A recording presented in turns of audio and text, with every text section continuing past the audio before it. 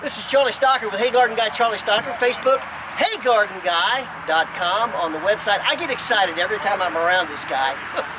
He gets excited, period. This is a good friend of mine, JT McCarty, Colonial Classics. And we feel like we're out in a forest, but we're on one of his side lots at just off Epworth Road. And many people come here for a cut Christmas tree. Several varieties, we talked about it, and if you've been watching the videos, you know about how to keep them fresh, etc. But people sometimes forget that you can also go with a balled and burlapped Christmas tree to remember that particular year by, particularly if you're raising a family. And we know, I'm going to let you talk here just a second. We know families who have 6, 7 trees, and they look back on that particular Christmas and they see what has grown in their backyard. So with that, what are some concerns? What's the process for balled and burlap trees, getting on the inside of the house, back out, and what you should look for? Sure. Well, it's a living, breathing entity, just like a cut tree, only this one has a ball of earth around it so that it can be sustained after the holiday season. One of the most important things I want to impress upon you is if you do purchase a living Christmas tree, and I would encourage you to do so because it's ecologically prudent, and you can remember these past holidays. But remember that this is taking a tree that otherwise is outside in a 20, 30, 40 degree temperatures like we've had, and now you're going to put it in your house and it's 70 degrees. And when you do that, the tree goes through a process of thinking that spring is here.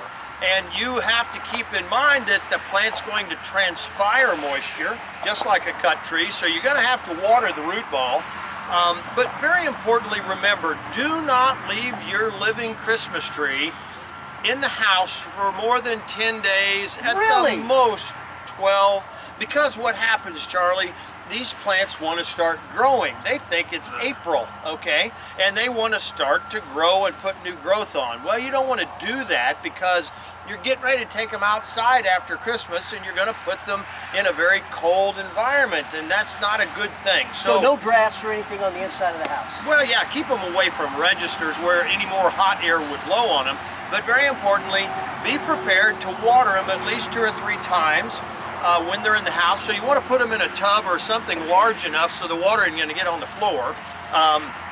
But after the holiday season's over and you're done with the tree, move it to the garage and leave it there for a few days and then acclimate it to the outside so that this transition's gradual. What about the hole?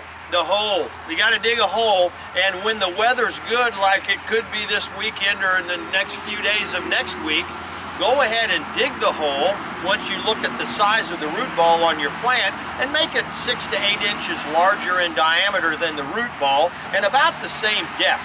The tree's roots don't grow down anyway, they grow out. But remember that once you put this in the hole, there's some things you're going to have to do. But if you dig the hole now, then you don't have to worry about digging into rock hard, frozen dirt.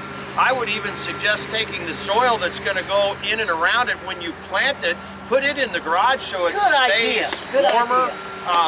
But again, don't plant it too deep. Add a little bit of organic matter if you've got a little bit of topsoil or compost that you can put in there.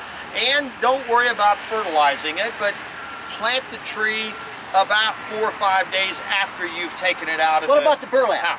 The burlap is organic and it's going to decompose, as will the wire basket that's around it. Just leave them? Well, you want to take a knife and cut the twine off. As you can see down here, you've got twine holding the wire basket and the burlap together. Most of these items will deteriorate. Take a knife and cut the twine, take the burlap and peel it back, and the wire just shoved down in the hole. And water it sufficiently and then be done with it. Now, a little bit of mulch wouldn't hurt either. What about varieties? What kind of varieties of balled burlap trees do you have? Sure. Very popular white pine. This is Pinus strobus. It has a long needle. Sometimes the branches are kind of limber and they won't support a lot of lights and ornamentation. That's the one drawback about them. But they're a great tree that gets 60 to 70 feet tall and 30 feet wide. Windbreak. Yeah, yeah. Behind you, Charlie, Norway spruce. This has got a more rigid branching This is my favorite. structure. We sell more Norway spruce than anything. That we sell some hemlocks too, but a Norway spruce looks kind of like a traditional Christmas tree. Yeah. And they won't get as large, but they stay denser, and they make a nice screen and a specimen kind of plant. The last one's a hemlock. If you do have an area in your yard that might be partial sun and partial shade, hemlocks do a pretty good job. Again, the branches aren't real rigid, so you can't put a lot of ornamentation on them, but it's still a nice evergreen. Lastly, we've got a container grown. Now see, here's the thing. Yeah. So many people say, well, my gosh, there's no way I can handle that. Well, you have all sizes. Yeah. But then we go to something that is manageable. Yeah, and we've got these in containers. We've also got them balled in burlap, but this is a dwarf blue spruce. If you want a tabletop tree or something smaller, this is in a container. Put a saucer underneath it, maybe a little bit of wrapping paper or foil around it to make it look more decorative, and you've got a nice little plant for a smaller area. Well, what we're doing now is giving you alternatives to the cut Christmas tree that everybody seems to want. And this makes memories for years to come. This is Charlie Stocker with JT McCarty. Have a great day. Happy holidays.